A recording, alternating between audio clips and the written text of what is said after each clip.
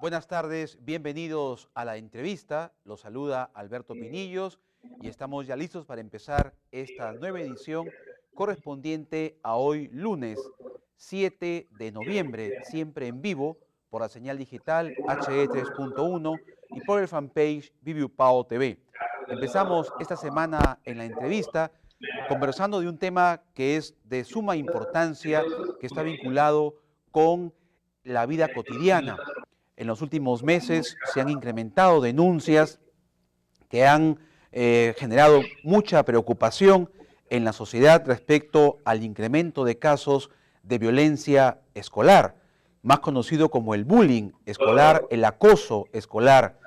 Y en este contexto vamos a dialogar con el doctor Juan Santisteban. Él es psicólogo, docente en el programa de estudios de psicología de la UPAO, para conversar, seguir analizando esta problemática que no es de ahora, que data de hace muy buen tiempo, pero que en las últimas semanas se ha incrementado debido a evidencias, a información que han hecho público los medios de comunicación. ¿Cómo erradicar el acoso escolar? Es el tema de hoy en la primera entrevista de esta tarde. Doctor Santisteban, bienvenido.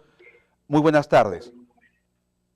Muy buenas tardes y nuevamente muy contento de poder estar en este espacio y poder compartir tal vez una forma también de entender esta problemática, como lo acabas de decir tú, que no data de hoy reciente, sino de un tiempo ya atrás, que es necesario considerar para poder hacer pues un abordaje adecuado y positivo en relación a este tema que es muy preocupante, ¿no? Así es, doctor. Si hacemos un poquito, como se dice, de historia, de retroceder en el tiempo, cuando hemos estado usted y quien habla en las aulas como escolares, obviamente que no podemos decir que no se haya experimentado situaciones de repente de acoso, de bullying entre algún compañero de aula, pero eran, recuerdo y usted podrá corroborar ello también, situaciones de jóvenes palomillas, inquietos, que trataban pues de generar alguna broma, a veces un poco pesada, pero que no pasaba de ahí, sin violencia, sin, como hoy día vemos a través de las denuncias que se hacen de los padres de familia ante la Defensoría del Pueblo, por ejemplo, de chicos que son capaces de cortar el cabello a sus compañeros, de arrancarle los cuadernos y otros tipos de violencia que ya se desatan muchas veces y que podríamos estar diciendo que son ya problemas de conducta desadaptada de parte de algunos escolares. ¿Cómo podemos nosotros desde la familia poder identificar a tiempo estas conductas que nos podrían ya estar dando una alerta de que nuestro hijo o nuestra hija está siendo víctima de este bullying o acoso escolar, doctor Santisteban? Muy importante lo que acabas de decir. Estas conductas, esta violencia a nivel de los colegios, o sea, no es algo que es reciente.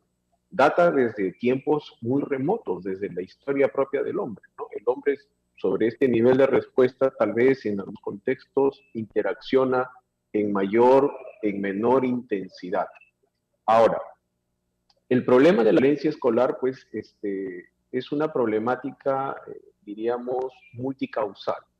Vamos a tener la posibilidad de que este nivel de violencia es mucho más intenso, mucho más agudo, tal vez por factores sociales, culturales, por el mismo factor, tal vez familia en la actualidad, que puede ser muy diferente si hacemos un análisis retrospectivo de estas variables en tiempos o en décadas atrás.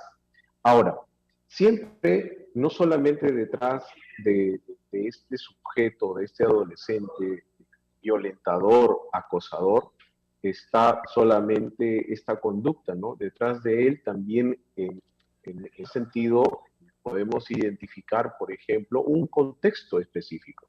El sujeto que acosa, que violenta, proviene casi siempre de un hogar violento, de un hogar donde él bien ha sido expuesto a este nivel de respuesta. Una forma de afrontar y de adaptarse de estos adolescentes es a través de esos mismos que por aprendizaje, por experiencia, por interacción, han desarrollado, generando mucha dificultad, por ejemplo, en la capacidad de poder regular sus emociones cognitivamente. Por ende, son muy difíciles de poder expresar, de poder identificar, ¿no? La emoción que generan en las personas a las que violentan o maltratan. Ahora, detrás de un adolescente violentado, también tenemos que tener en cuenta, pues, los padres principalmente, de estar muy alerta a aquellos cambios, no solamente emocionales, sino conductuales, sobre los que tal vez el hijo deja de hacer, deja de generar, deja de mostrar respuestas que normalmente venía generando.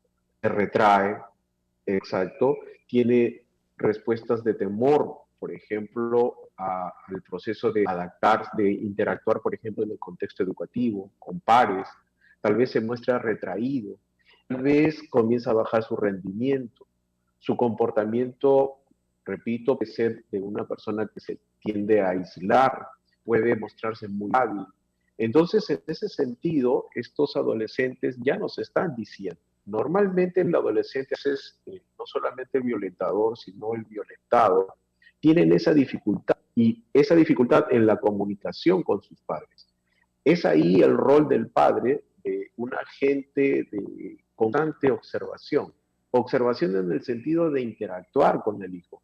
No solamente de estar con el hijo en casa, de buscar espacios para que puedan tal vez identificar, comunicar, expresar, aprender también a volver y a afrontar estas situaciones. Casi siempre sucede, el padre se da cuenta cuando ya a veces el adolescente violentado asume conductas de afrontamiento tal vez para él adaptativas, que pueden llevar, por ejemplo, a reacciones como estados depresivos, ¿no? O conductas de autoagresión, como tal vez en algunos casos se ha llegado a identificar, ¿no? Porque muchas veces estos adolescentes optan bajo un estado de depresión de asumir reacciones que muchas veces dentro de sus esquemas de adaptación son para ellos las más funcionales, ¿no? Entre ellas. Entonces, es importante que el padre se dé cuenta, pues, de que el hijo constantemente está comunicando y expresando. Siempre el estar alerta significa ver esos cambios, pero esos cambios se ven en la medida de que haya comunicación, en la medida de que haya una interacción. Muchos padres pueden estar en casa, pero no hay esa comunicación, no hay esa relación. Y por último, no hay la confianza como para que este adolescente exprese al padre este nivel de respuesta. Entonces, ahí el rol del padre, pues, es fundamental.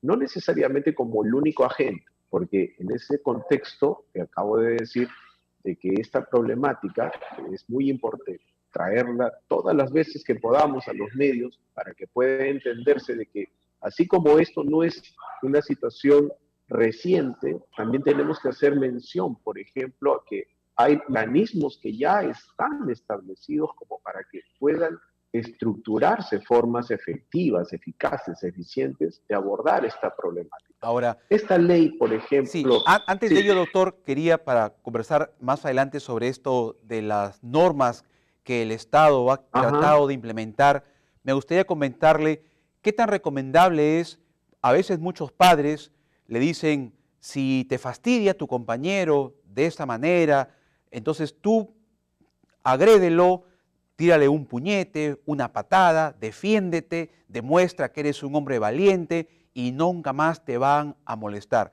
Ese tipo de reacciones o recomendaciones que a veces algunos padres sugieren a sus hijos, ¿funciona en estos casos, doctor? hace un momento decía, ¿no? Por ejemplo, a estos niños o a estos adolescentes, tanto como los que violentan como los que son violentados, el gran problema es de que tienen una dificultad para procesar, para identificar, para regular, para manifestar sus emociones. Imagínate que nosotros le generemos, pues, de que la ley del talión, ¿no? Diente por diente, ojo por ojo, exacto, no necesariamente va a tener un fin positivo o una respuesta adaptativa adecuada para el adolescente. Finalmente, ese nivel de conducta y esa reacción que está asumiendo va a conllevar a una posibilidad de que esta reacción pueda ser mucho más intensa, no solamente en él, sino tal vez en la otra persona. Entonces, lo que el padre debe enseñar tal vez es a regular la emoción. Regular la emoción no significa tenerle miedo o tener que pensar que el miedo es malo, exacto, o que la agresión solamente es y la violencia son las mejores formas de expresar y manejar situaciones. Asumir una conducta donde aprendamos a regular, a comunicar, a afrontar, o sea, tanto el violentador, tanto el adolescente que es violentado, va a ser mucho más funcional en el tiempo. Exacto, porque este adolescente debe resolver la situación tal vez momentáneamente con el otro adolescente. Pero ¿qué pasará con ese adolescente que más adelante se va a hacer pareja, se va a hacer padre, ser profesional? Se va a hacer una persona en un contexto social. Va a regular su respuesta en base a esas experiencias sobre las cuales se ha estructurado su forma de adaptarse.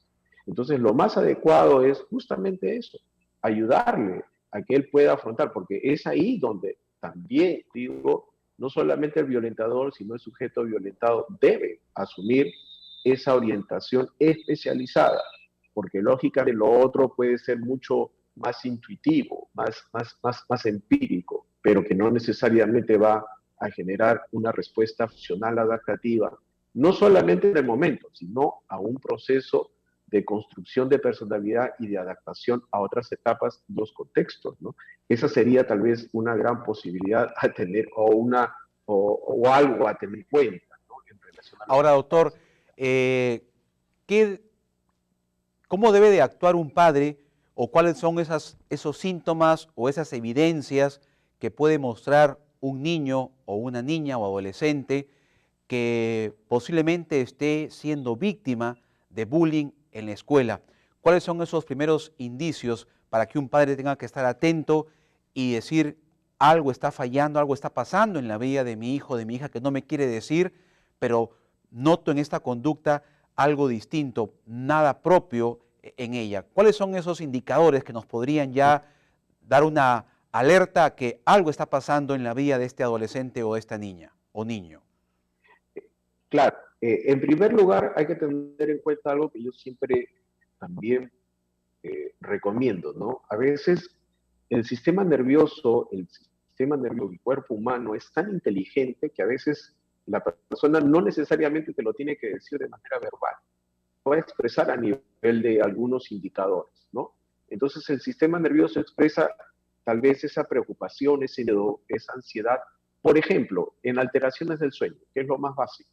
O sea, mi sueño se puede alterar, ¿no? O comienzo a dormir más o comienzo a dormir menos. Mi estado de ánimo, ¿no? Tal vez me muestro muy lábil o me molesto muy rápido por algo que tal vez normalmente no me generaba. Tengo cambios en mi alimentación, por ejemplo, o como más o como menos. O comienzan a hacer somatizaciones, ¿no? Que son principalmente expresiones a nivel del cuerpo que también refleja este nivel de dificultad. Dolores de cabeza tensionales, ¿no? Que podemos subirlos tal vez de manera no precisa, no específica en los hijos, ¿no? Estos son elementos o indicadores que tal vez de manera, llamémosle biológica, estructural, el cuerpo avisa. Ahora, sobre lo otro, cambios conductuales. El hijo deja de tal vez expresar esa emoción que normalmente expresaba al interactuar con padres, se muestra más retraído, se aparta del contacto de pares, de las actividades que normalmente hacía. De repente si practicaba deporte, si salía, si de repente se sentaba a hablar con nosotros, tal vez ahora ya no lo haga. Entonces el padre debe entender y estar siempre alerta a ello. La baja de notas principalmente, ¿no? O el ya no querer asistir al colegio, somatizando, ¿no? Diciendo, no deseo ir, hoy me siento mal, hoy tengo problemas, hoy estoy con este malestar. Entonces ya está generando excusas para no afrontar algo que tal vez no está comunicando al padre. Y el padre, sin darse cuenta de ello, a veces asume que lo hace porque tal vez está caprichoso, no quiere ir porque quiere estar en casa, pero no hace la conexión, ¿no? De todo lo que está diciéndole el hijo con este nivel de respuesta o de experiencia a la que está vivenciando. Entonces, el Conforme. padre tal vez se da cuenta cuando ya hay una respuesta mucho más, diríamos, inadecuada de afrontamiento por parte de la Por eso es muy Entonces, hay que importante, estar como usted lo ha atentos dicho, a esos perdón, elementos. que el padre siempre esté en una constante interacción con los hijos, conversando, Ujú. dialogando y teniendo esa experiencia para que pueda él identificar en qué está alterando su comportamiento cotidiano en su hijo o su hija. Doctor, quiero pedirle un favor, vamos a ir a un breve corte comercial, muy breve, para retornar en la segunda parte de la entrevista, por favor, y conversar ya lo que se está haciendo desde el Estado, desde el sector Ujú. educativo, para erradicar este acoso escolar. Hay una ley a nivel nacional que no se cumple, donde se ha acordado que debería haber en un colegio por lo menos un psicólogo, un profesional en la salud, para que pueda ayudar. Vamos a ir a una pausa entonces y regresamos con la segunda parte de la entrevista con el doctor Juan Santisteban. Regresamos.